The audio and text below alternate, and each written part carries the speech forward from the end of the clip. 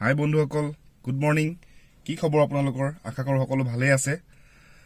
আজি আন এটা ভ্লগ লৈ আপোনালোকৰ কাষলৈ আহিছোঁ। আজি যিহেতু পবিত্ৰ শাওণ মাহৰ প্ৰথমটো সোমবাৰ, গতিকেলৈ মই ভাবিলোঁ শিৱৰ চৰণত গৈ অলপ আশীৰ্বাদ লওঁ। সেইবাবে আজি ৰাতিপুৱাই ওলাইছোঁ ভীমাশংকৰ মন্দিৰলৈ। খুব ওচৰতে আছে আমাৰ, দীপৰ বিল পাবগৈ নালাগে। খুব এখন জাগ্ৰত শিৱ মন্দিৰ, গতিকেলৈ তাতে ভাবিলোঁ অলপ চাকি জ্বলাই আহোঁ। আৰু মোৰ লগত মোৰ লগৰ আৰু চাৰিজন জিন্তু ৰিন্তু প্ৰাঞ্জল সকলো ওলাইছে। তো গতিকেলৈ ব'লকচোন আজি ভীমাশংকৰ মন্দিৰলৈ যাওঁ আৰু মই আপোনালোকক ভীমাশংকৰ মন্দিৰৰ সুন্দৰ পৰিৱেশ দেখুৱাবলৈ চেষ্টা কৰিম। গতিকেলৈ চাই থাকিব আপোনালোকে ভিডিঅ'টো শেষলৈকে। তাত আমি কি কৰোঁ, কেনেকৈ কৰোঁ, গোটেইবিলাক বস্তু আপোনালোকক মই ভালদৰে দেখুৱাবলৈ চেষ্টা কৰিম। গতিকে ব'লক যাওঁ ভীমাশংকৰ মন্দিৰলৈ।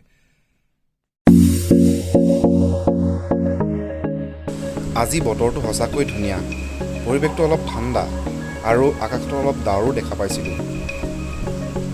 ৰাতি হয়তো অলপ বৰষুণো দিছিল আৰু সেইবাবে আমি ৰাস্তাত পানীও জমা হৈ থকা দেখা পাইছিলোঁ। পিছে এইটো কোনো নতুন কথা নহয়।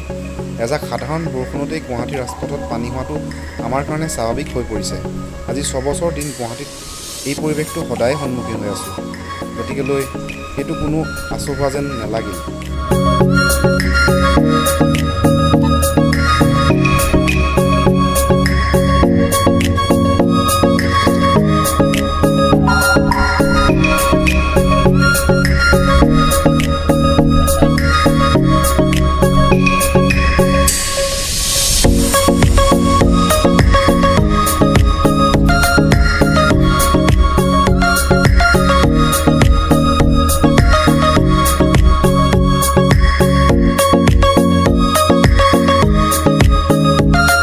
আৰু অৱশেষত আহি আমি ভীমাশংকৰ মন্দিৰৰ মূল দুৱাৰত উপস্থিত হৈছোঁহি।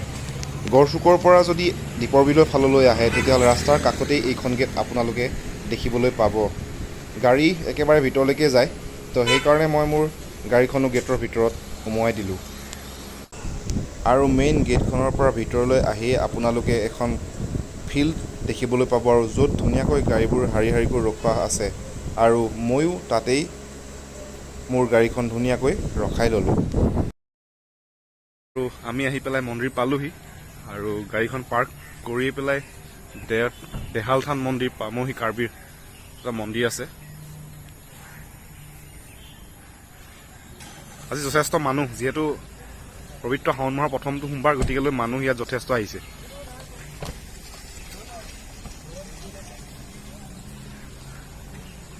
আৰু এতিয়া আমি চাকি বন্তিবিলাক কিনি লওঁ, তাৰপিছত মই আপোনালোকক দেখুৱাই যাম আমি কেনেদৰে মন্দিৰত কি কৰোঁ।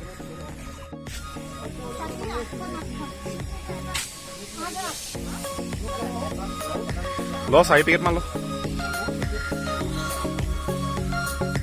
আৰু চাকি বন্তি কিনি আমি ভীমাশংকৰ মন্দিৰলৈ গৈ আছোঁ। যিহেতু মন্দিৰটো অলপ পাহাৰত আছে, তো অলপ দূৰ খোজকাঢ়ি পেলাই যাব লাগে। গাড়ীখন পাৰ্ক কৰাৰ পিছত আমি খোজকাঢ়ি অকণমান ওপৰলৈ যাব লাগিব। ৰাস্তাত খুব ভাল ৰাস্তা, খুব ধুনীয়া সুন্দৰ পৰিৱেশ, ধুনীয়া গছ গছনি আছে, আৰু এই পৰিৱেশটো মোৰ খুব ভাল লাগে।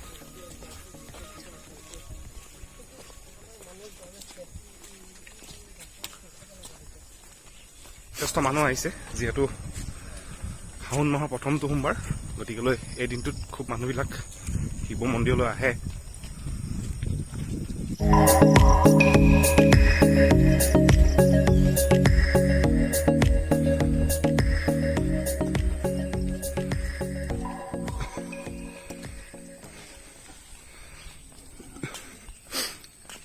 আৰু এনেদৰেই মন্দিৰলৈ যোৱাৰ ৰাস্তাত আপোনালোকে প্ৰথমতে এটা গণেশ মন্দিৰ দেখিবলৈ পাব। এইটো চাওক, এইটোৱে সেইটো গণেশ মন্দিৰ।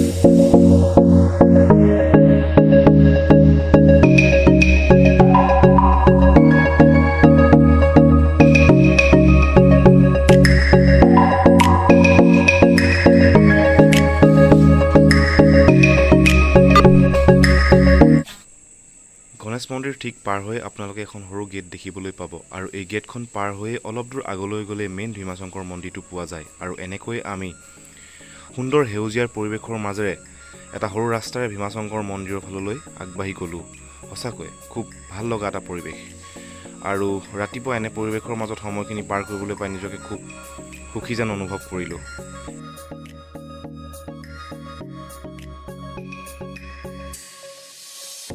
সঁচাকৈ এটা খুব ধুনীয়া ভাল লগা পৰিৱেশ, প্ৰকৃতিৰ এক সুন্দৰ সৃষ্টি। চাৰিওফালে কেৱল সেউজীয়া সেউজীয়া আৰু সেউজীয়া। গণেশ মন্দিৰটোৰ পৰা অলপ দূৰ খোজকাঢ়ি আগলৈ গ'লে আপোনালোকে আৰু এটা মন্দিৰ দেখিবলৈ পাব। এইটো এটা সৰু শিৱৰ মন্দিৰ। এইটো চাওক, এইটোৱে সেই শিৱৰ মন্দিৰটো।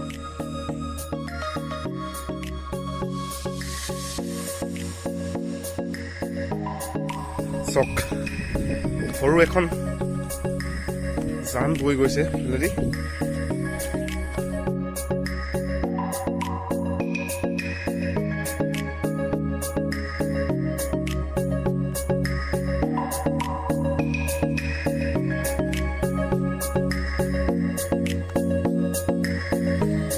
খুবেই ধুনীয়া পৰিৱেশ। আৰু পদুম ফুলৰ গছো আছে ইয়াত, সৰু বৰ হয়, এটা সৰু। বাহ, কি ধুনীয়া! সঁচাকৈ ভাল লগা এটা পৰিৱেশৰ মাজত ৰাতিপুৱা সময়খিনি পাৰ কৰিবলৈ পাই বিৰাটেই সুখী হৈছোঁ।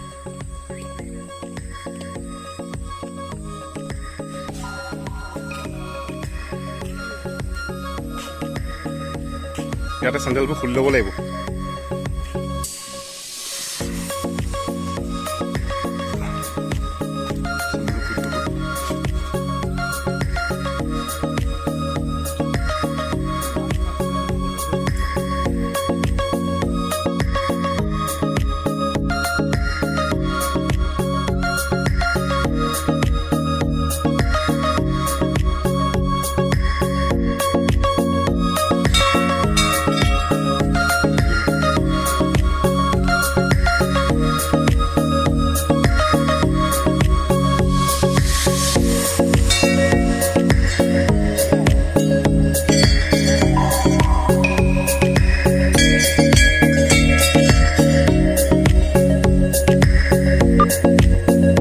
আৰু এয়া মন্দিৰৰ ভিতৰত ৰাস্তাটো অকণমান পিছল, গতিকে খোজ দিবলৈ খুব সাৱধানে খোজ দিবলগীয়া হৈছে।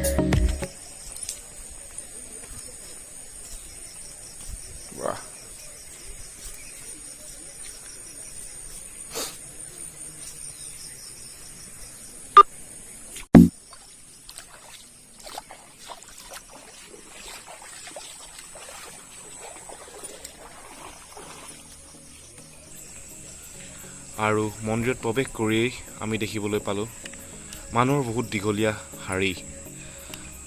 মই আগতে কৈছোঁৱে, আজিৰ দিনটো এটা বিশেষ দিন, যিটো দিনত মানুহে শিৱৰ মন্দিৰত বেছিকৈ আহে।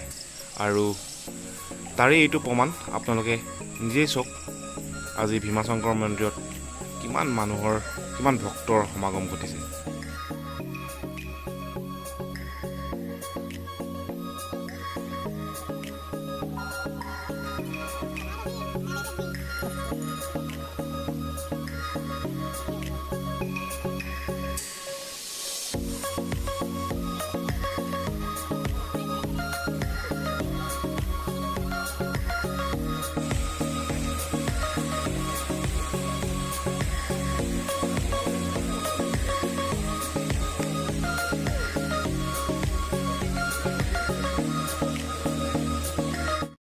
যিহেতু আজিৰ দিনটোত ভীমাশংকৰ মন্দিৰত মানুহৰ বহুত দীঘল শাৰী, বহুত মানুহৰ ভিৰ, সেইকাৰণে মন্দিৰৰ যিডোখৰ ঠাইত আচলতে চাকি জ্বলাব লাগে সেই ঠাইখিনিলৈ আমি যাব নোৱাৰিলোঁ।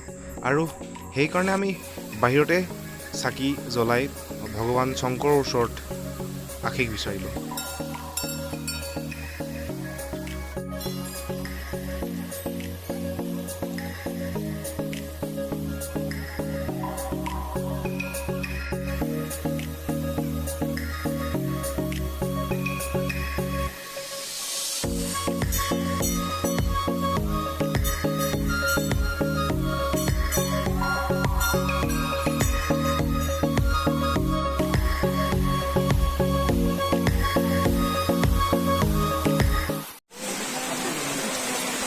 প্ৰসাদটো দিব।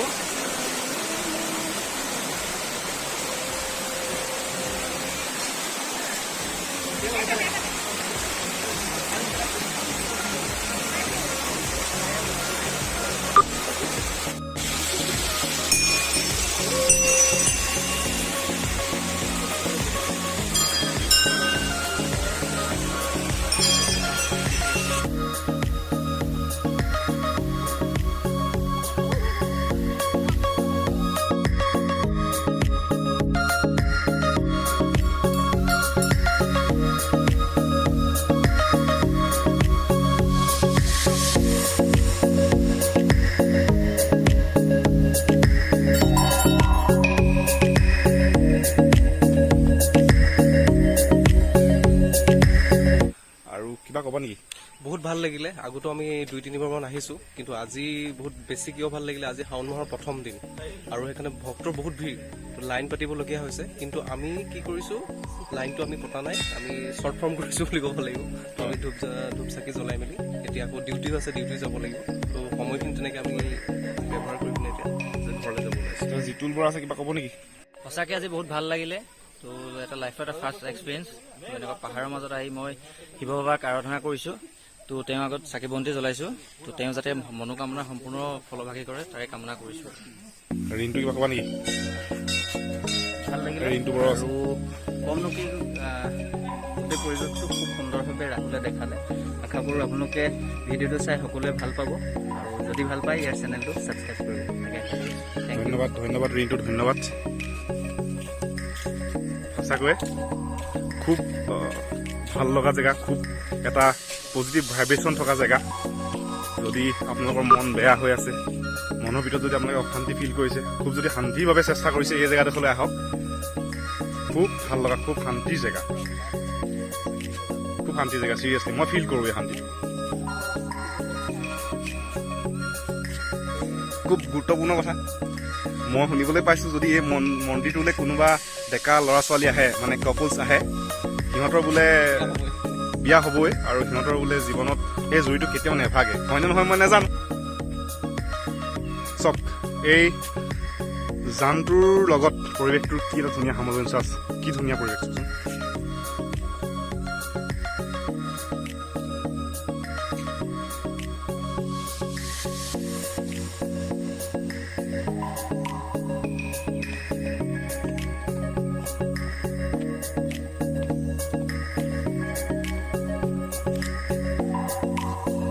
কিবা গছ এজোপা কালেকশ্যন কৰিছোঁ। কি গছ এইটো? এজোপা নাজানো, ভাল লাগিলে।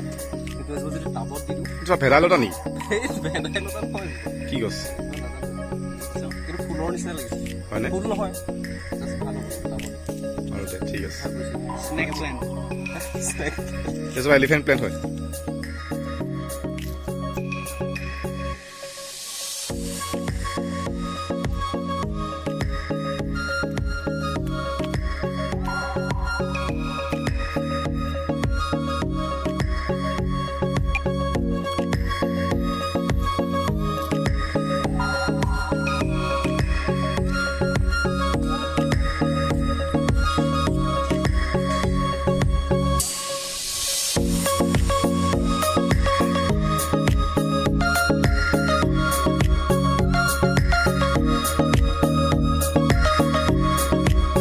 আৰু এনেদৰেই ভীমাশংকৰ মন্দিৰত এটা সুন্দৰ ৰাতিপুৱা আমি